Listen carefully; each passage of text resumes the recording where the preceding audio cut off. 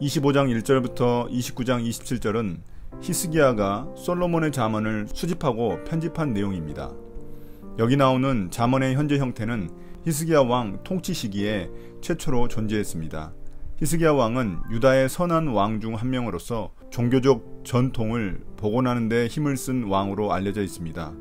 그래서 이 잠언은 1절 말씀처럼 히스기야 왕 시대 학자들이 솔로몬의 잠언을 모아 편집한 것입니다.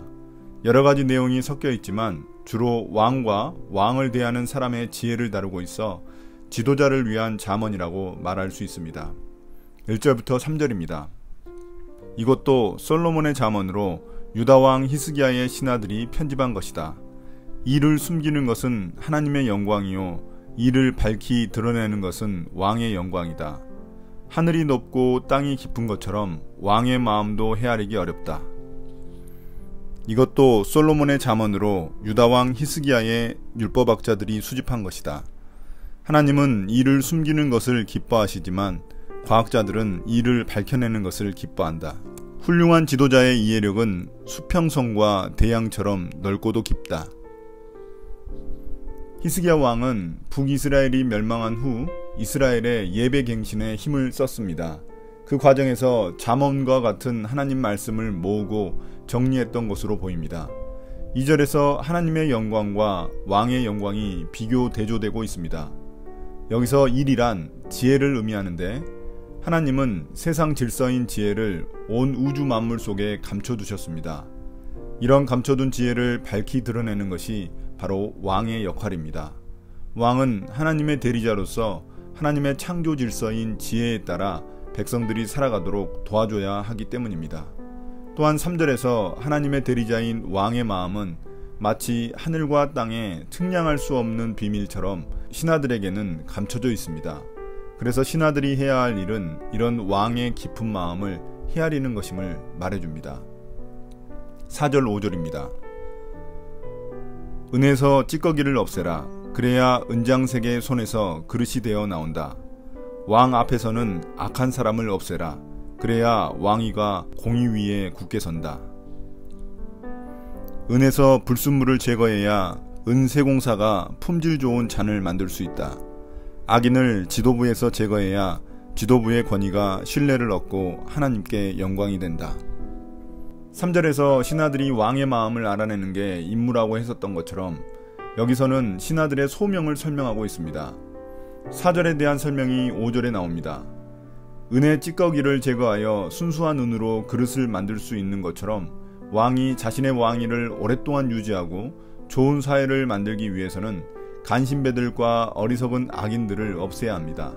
대신 4절에서 말한 순수한 은, 그릇 같은 선한 신하들을 왕 옆에 두어야 합니다. 6절부터 7절입니다. 왕 앞에서 스스로 높은 채 하지 말며 높은 사람의 자리에 끼어들지 말아라. 너의 눈앞에 있는 높은 관리들 앞에서 저리로 내려가라는 말을 듣는 것보다 이리로 올라오라는 말을 듣는 것이 더 낫기 때문이다. 무리에서 세간의 주목을 끌지 말고 우격다짐으로 높은 자리에 올라가지 마라. 높은 자리에서 강등되는 모욕을 당하느니 낮은 자리에서 높은 자리로 승진하는 것이 낫다. 이것은 왕 앞에서 보여야 할 겸손한 신하의 자세를 말하는 것입니다. 야심 있는 신하에게 스스로를 다른 사람들보다 더 뛰어나게 보이려고 잘난 체 하는 모습을 보이지 말라는 것입니다. 7절은 그 이유를 설명해 줍니다. 잘난 체 하다가 낮은 자리로 옮기는 수치를 당하기보다는 겸손하게 낮은 모습을 보이다가 높임을 받는 것이 훨씬 지혜로운 일이기 때문입니다. 누가복음 14장 8절에서 예수님이 제자들에게 잔치의 초대를 받으면 먼저 낮은 자리에 앉으라고 하신 말씀과 유사한 말입니다. 8절부터 10절입니다. 너는 급하게 소송하지 말아라. 훗날에 너의 이웃이 너를 이겨 부끄럽게 만들 때에 네가 어떻게 할지가 염려된다. 이웃과 다툴 일이 있으면 그와 직접 변론만 하고 그의 비밀을 퍼뜨리지 말아라. 그 말을 듣는 사람이 오히려 너를 비난하면 그 나쁜 소문이 너에게서 떠나지 않고 따라다닐까 두렵다. 성급히 결론짓지 마라. 네가 방금 본 곳에는 반드시 무슨 곡절이 있을 것이다.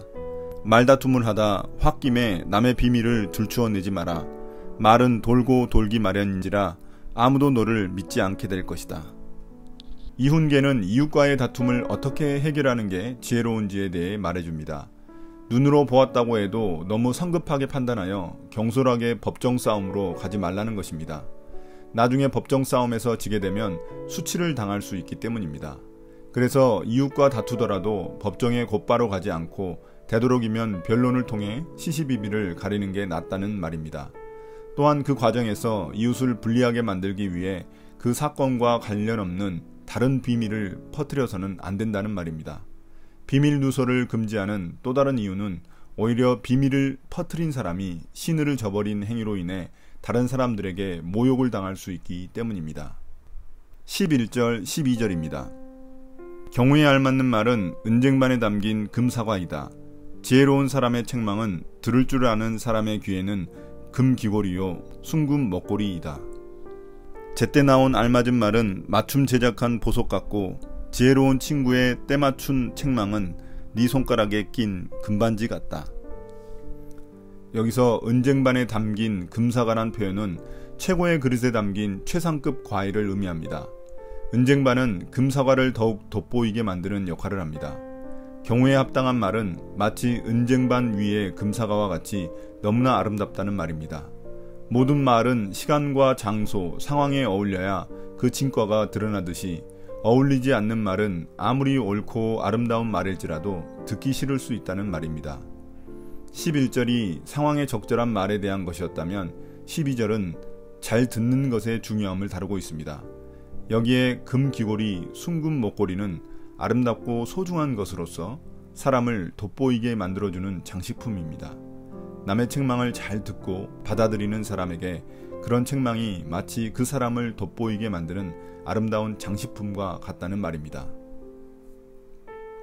13절, 14절입니다. 믿음직한 심부름꾼은 그를 보낸 주인에게는 무더운 추수 때에 시원한 냉수와 같아서 그 주인의 마음을 시원하게 해준다. 선물을 한다고 거짓말로 자랑을 퍼뜨리는 사람은 비를 내리지 못하는 구름과 바람 같다. 말한 대로 행하는 믿음직한 친구는 찌는 듯한 더위에 마시는 냉수처럼 상쾌하기 그지없다. 말만 거창하게 하고 아무것도 내놓지 않는 사람은 뭉게뭉게 피어오를 뿐 비를 내리지 않는 구름과 같다. 13절 14절은 날씨 이미지인 언어를 통해 서로 연결되어 있습니다. 내용상으로는 말로 연결되어 있습니다. 13절에서 믿음직한 심부름꾼이란 주인이 맡긴 임무를 충성스럽게 잘 감당하는 사람을 말합니다. 그는 말과 행동이 일치하는 정직하고 신실한 사람입니다. 이런 사람은 마치 무더운 추수 때에 시원한 얼음 냉수 같아서 주인의 마음을 흡족하게 만들 것이라는 말입니다. 반면 14절은 이런 충성된 심부름꾼과 대조적인 불성실한 자에 대한 것입니다. 그는 사람들에게 호의를 베풀듯 선물을 줄 것처럼 자랑하지만 약속을 지키지 않는 사람입니다. 그의 말은 마치 비를 내릴 수 없는 구름이나 바람처럼 실체가 없는 허무한 존재일 뿐입니다. 오늘의 묵상 포인트입니다. 첫 번째, 겸손은 어느 누구에게나 중요한 삶의 덕목입니다. 특히 지도자의 겸손은 그 지도자를 더욱 돋보이게 만들어줍니다. 그런데 문제는 인간이 겸손하기 어렵다는 것입니다. 그러나 하나님이 우리 삶의 주인임을 기억하고 우리가 그분의 심부름꾼임을 안다면 겸손한 삶의 길을 걸어갈 수 있습니다.